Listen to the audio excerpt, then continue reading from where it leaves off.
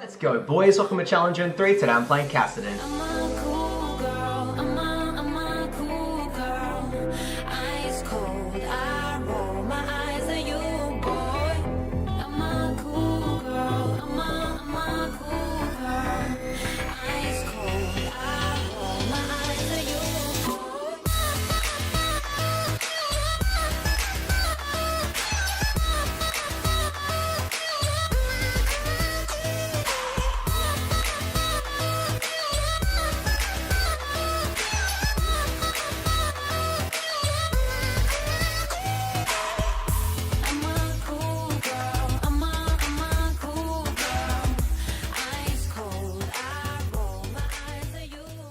Kassadin is a late game monster when it comes to the mid lane with ridiculous mobility, great burst, and insane split pushing potential. Although he sometimes struggles during the laning phase because of his short range, Kassadin definitely makes up for it when he enters the mid game with 2 items and can insta-give all the enemy carries.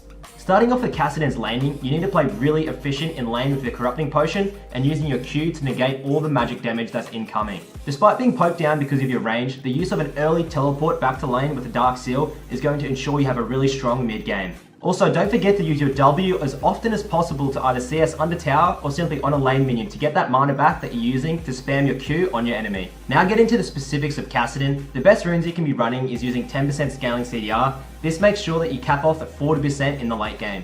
If you don't have scaling CDR runes because they're pretty expensive, just go with flat MR runes. Your masteries won't be changing much, so just copy this page above and you won't run into any problems. When it comes down to summoner spells of Kassadin, run Flash Teleport. Teleport is so useful in the mid and late game because of your split push and also helps you out for the early laning phase in case you get poked out. Kassadin's ability order is pretty simple. You want to go with Q first, followed by W, and then Q again. Then you want to grab your E, followed by Q max, then an E max, and then finally your W max. The best standard build path for Kassadin right now is Rod of the Ages, followed by Lichbane and Hourglass. Situational items such as Abyssal and Morello both can work, but you need to factor in the cooldown reduction so you don't go over 40%. Now that all the basics out of the way, let's get into some of the more complex things that Kassadin has to offer. Firstly, Kassadin's W works as an auto attack reset, so make sure when either last hitting creeps, damaging towers, or planning an all-in, to auto attack first and then instantly W after to cancel the animation. Now one of the most important tricks Kassadin's kit has to offer is the R flash. It's a great way to pick off opponents that are too far away from your rift walk. So you simply want to press your R, then flash as soon as you press it, and your rift walk distance will be from your flash distance, and if done quick enough, it's going to look like one smooth movement. Lastly, don't forget rift walk can be used on terrain that is larger than the rift walk distance. If you can reach further than the halfway mark on the terrain, you will appear on the other side. Coming into the mid and late game, Kassadin should be played as a split push assassin, looking to grab a side lane and take down towers with Lichbane and W reset. Make sure to keep an eye on your team for a flanking teleport play, while also not being afraid to dive enemies that try and contest your split push with a one-shot combo.